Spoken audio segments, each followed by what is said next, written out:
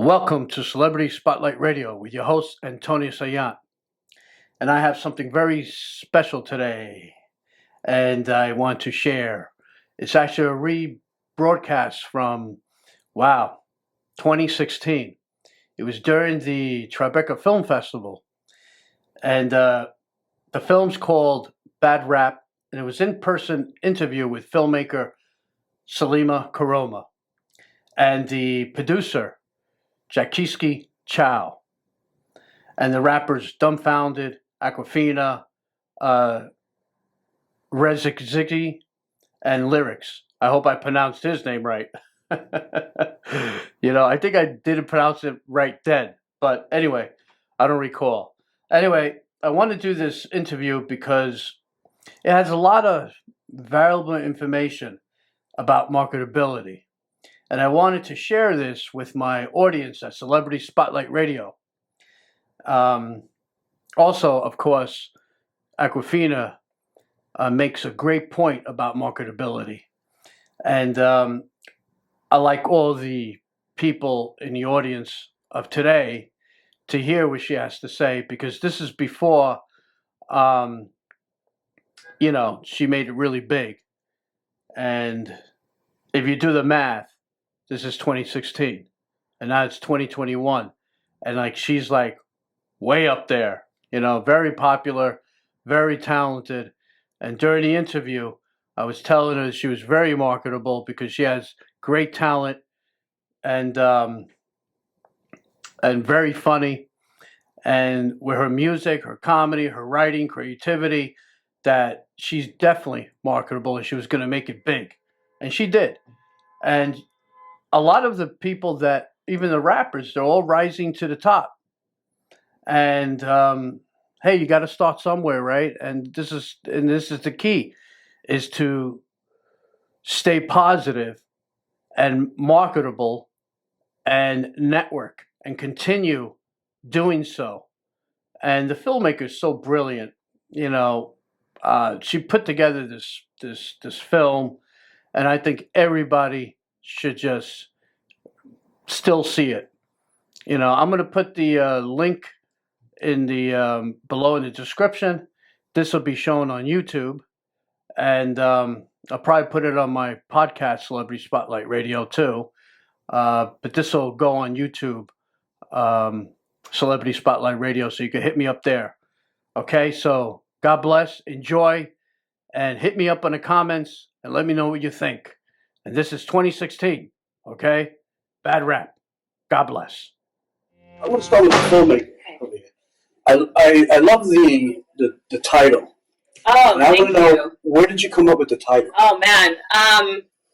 The title was actually, Jaeki and I had a meeting. And before the meeting, this was way early on in, when the first version of the film was being made a few years ago.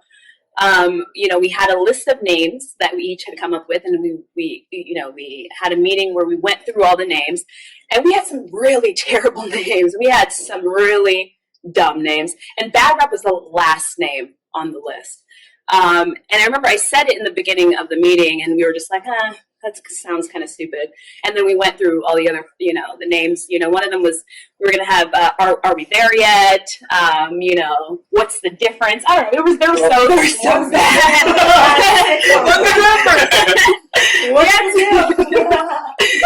And then, so, after that meeting, I think we didn't have a name. And then we came back, a couple weeks later, and we were just like, what about that bad rap? It means a lot when you really think about it. Talk about having a bad reputation. Right. Sort of like your rap is bad, or people consider it to be that, which can be, not bad meaning bad, but bad meaning good, But so it also mean bad meaning bad because you're Asian American. Well, yeah. Well, so it just sucking. Yeah. And so it just hit. I think it hit a lot, and it was very easy to say. It's 6 letters. It was just perfect, and I think it just encompassed everything that we wanted it to be. Business move. And how did you get this whole group together? Because the 4 rappers are very different. Yes. In personality and even in the way they perform. Absolutely. And I'm just curious to know, how did you find them? How did you contact them? To be honest, it was very organic and very lucky. that we had 4 different rappers who it wasn't a situation where, you know, Jaeki and I talked and we said, okay, we're going to get this person and this person and this person and this person. Right. It wasn't like that. You know, for a few months, I followed a few different rappers, and we ended up going with them because, one, they were friends, they were around each other a lot, and because they did different kinds of music. So, you know, lyrics is very boom bap. You know, Dumbfounded comes from the battle world. Rekstizzy is really out there, and Nora's was more comedic, and she's a woman. And so it all worked together because they each represented a different theme in the film. So I'm also going to say it was just, you know, divine intervention or something, because they're just all perfect for this, and they were always all together all the time. Right. And they were also very open to having Salima around to film, and they weren't shy of exposing parts of their personal life. I mean, not the shower. I mean, that was and Jaeki was really integral in getting everybody together. Because How did you two meet? Because I'm curious, because I always ask these filmmakers, how do they come up with these ideas? Yeah. You know, It was divine intervention, man. No, it Right. was. I kind of believe in that, because I come from the film world Yeah. too. So it's like nothing happens by accident. Right. Right. So it was, you know, this film started as a grad project. And I contacted Jaeki because he'd written this article in XXL, which is a hip hop magazine, about a Korean artist. And I thought that was really interesting. I called him or emailed him. We got on the phone, you know, a couple days later. And, you know, we're both hip hop journalists. So we were talking about hip hop. We were talking about all kinds of different music genres. And then we got to the idea, you know, Jaeki being Korean American, we started talking about how his experience with hip hop and how he's been able to navigate hip hop culture and the identity politics that go with that. So he was saying things to me that, as a, you know, a black woman, a black person, I'd never experienced before. And, you know, and so after that, he said to me, this something about Asian Americans in hip hop has never been done. And I said, you know what, I'm going to, you know, give me some contacts. I'm going to start calling. And that's how it really came together. And 3.5 years later, we have this film. And we're really excited about it. Yeah, I noticed at the end of the film it says 2 years later. Yeah. Which blew me away. I'm like, what? Really? You know, 2 years later, I'm expecting, I thought it was like now. Yeah. Like a now thing, but I know that documentaries take a very long time. Absolutely. Sometimes 6 years. And it's almost, you know, Decipher, who's also in the film, you know, has called it a time capsule of their careers. Right, because where they started, and even after the 2 years later, you know, is so different from where they are now, right? You know, when we first started, Dumb hadn't done a battle in 5-6 years, you know. So now I don't know if you're going back into that world. If you guys want to. Did you win that battle? No, the thing is, they actually don't announce winners anymore. Oh, you don't? It's just pretty much people's opinions on the comment section. You want to know my opinion? You want to know my opinion? When I saw it, I think you won. Yeah, you got him on that one. Even if you see his facial expression, I think he knew that you beat him. Yeah. We like to leave that up to you know, unexperienced 13-year-olds.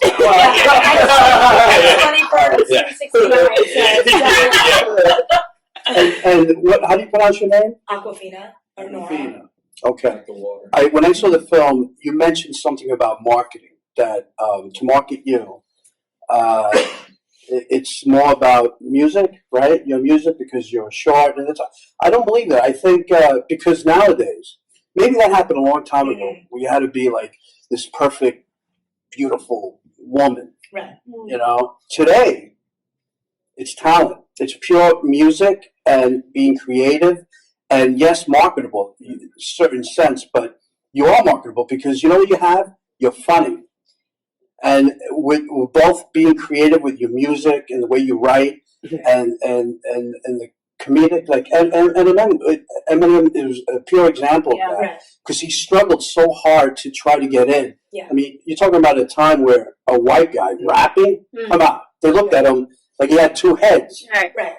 I think that comment was speaking specifically to like the kind of like the formulaic pop structure, where it's like if you're gonna, a lot of these women, how they come in, they have the talent, and that's fine. Yeah. But what happens is that they come in, they get ghostwriters, they get people that completely work on the image, they're forced to work out all the time.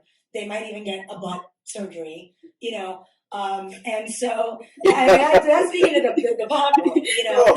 And I think with females nowadays, if you're not like kind of like a Remy Ma, Lil Kim type, like Lil Kim is sexualized, but her voice is just, you can't question her. Right. But then if you look more at like the CL, Iggy Azalea, Nicki Minaj, these are women that are gorgeous. You know, they're almost like cookie cutter plastic things. I can never be on stage with 35 other girls behind me in a tube top, just like, you know, like dancing. Well, I think a lot of the stuff we were talking about is getting onto that big stage. Yeah. We've actually respectively seen, you know, a good success as far as our niche markets and stuff. Yeah. But, you know, everything we're talking about is trying to, you know, everything we dreamed of when we were young, like being on a yacht, popping champagne. Oh, I don't know if that's your... But I mean, like, where my career has taken me since then kind of shows that is still true. Like, my music still exists on a purely indie underground level. I didn't have Universal or any huge like companies coming at me with a record deal. That never happened. But what was marketable was me existing within the comedy world. I like in the movie, like I booked an MTV show shortly after.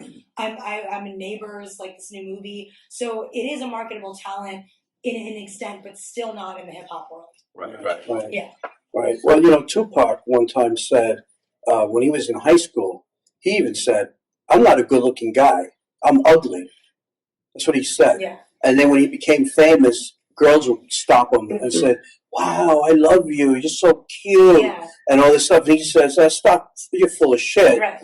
You know, I'm not cute at all. You just want my money and my fame." That's what he said. Biggie didn't say that. I feel like Biggie You know? would be a problem for Biggie. He was straight up. He said, "Hey, Pop was kind of an awkward-looking teen. Yeah, he was. But I fell in love with his poetry, his music, his style, and that was all marketable. Right. And then the looks just was part of the act, was part of who he was. I think that's just me being like a girl and Well, sure. you know, and not really feeling like She's usually pretty hard on herself. Yeah, I'm very like I won't ever be sexualized because I don't think I'm capable. Well, I liked your music. I thought Thank you were you. really good, and I think you should. Well, I think all of you have something unique, different. Wait for my special compliment, though. He said he came in and said, "I like you." Oh, okay, that's Thanks. Sure. You got to continue being creative. That's the key. Shut up. Okay. Question to you. Yeah. I think trying harder, you can make it. You have to push yourself. No, for sure, yeah. Definitely, because what I saw in the film was, I think everybody likes you, and I think everybody likes your music and who you are and what you are and where you're going. I think maybe all of you combined doing something together and going up the scene. No, yeah, I mean, Going up the scene. we're definitely, you know, best of friends, and we want to work together. We have no We problem definitely blow collaborating. up the scene. Last question is, what's your future look like? Not too good. No.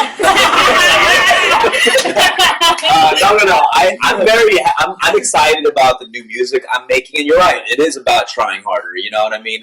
I think, you know, I was very fortunate that actually within the scene, I did have a good Asian following where they did support me, and I did have, you know, for the last 10 years, I was actually able to pursue this and make a living off of this, and I'm very grateful for that. You know, maybe I'm just like, I want more, obviously, and maybe I'm not putting that extra effort I need to be, but, you know, that fire has been lit under my ass, and I think it's also like, no, but I mean, especially after seeing the documentary, I think it did change me a little bit, you know, just seeing myself and that frustration. Well, here's the key. This documentary could change all of this and put you to that higher pedestal you want to be. Yeah, or they'll just be like, this is wine. No. The reason why he made it was because he was a networker. Yeah. He met everyone, talked to everybody, do what you had to do. He's charismatic. He's charismatic, yeah. But that's the whole key. Is not. Well, you know what? That's another thing about the Asian scene, though, is because a lot of people get trapped in the Asian scene. And what I think me and Dumb did a little bit is that we broke through that. Yeah. And so, you know, I talk to white people as much as I do to Asian people, and I don't work for Asian people. You know what I mean? Right. So I think it's important for Asian people to talk to white people, because that's, I think, where they go inward. And so, you know, you have to admit that you have to work with everybody. You know what? When I close my eyes and I hear you guys sing, you know, and rap and stuff, I don't. The Asian part. Yeah, it's not relevant to what It's not relevant. Really? To me. I mean, I'm serious. Oh my God. I'm serious. Well, you know what? because they're Americans first and foremost. Yeah. Oh, yeah, So of you course. gotta point that out. I mean, Yep. these guys are of Asian descent, but they grew up here just like a white kid or a black kid grew up Right. in America. I mean, we grew up very close to white kids and black kids. Yeah, I grew up in the exactly. same building as white kids and black kids. Exactly. Yeah. My So- dad is a Guido. I know a couple black and white people too. Well, you grew up in New York, right? I grew up in Queens. Queens, and you did also. LA. Yeah, LA. Yeah. I'm in Queens, moved to LA recently though. Yeah. So he's the bad boy, L.A. I mean, no, I'm definitely very Cali compared to. They're very New York. I'm very Cali. You know, I think people hear that in the way I talk and shit like that. Look, he's wearing Vans. Yeah, I longboarded here actually. You know, I love the film. It's great. I think it's going to be successful, and Thank you. the marketing thing is very important. And I think you guys continue your work and push forward, man. Appreciate it. And, Come help us. Think what? We know the help we can get. Come on. Yeah, sure.